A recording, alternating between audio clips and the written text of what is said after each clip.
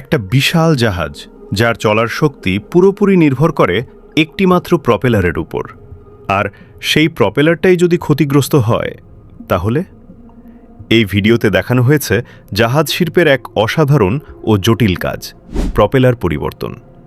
প্রথমে জাহাজটিকে নিয়ে আসা হয় ড্রাইডকে, যেখানে সব পানি বের করে এটাকে সম্পূর্ণ শুকনো করা হয়।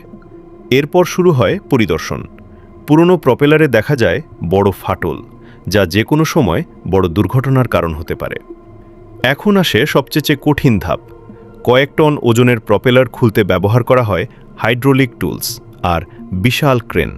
একটু ভুল মানেই বড় ঝুঁকি। নতুন প্রপেলার বসানোর সময় সবচেয়ে গুরুত্বপূর্ণ বিষয় হল অ্যালাইনমেন্ট, কারণ সামান্য ভুলেই হতে পারে ভয়ঙ্কর ভাইব্রেশন, যা পুরো জাহাজের ক্ষতি করতে পারে। সবশেষে টেস্টিং। সবকিছু ঠিক থাকলেই জাহাজ আবার প্রস্তুত সাগরে ছুটে চলার জন্য।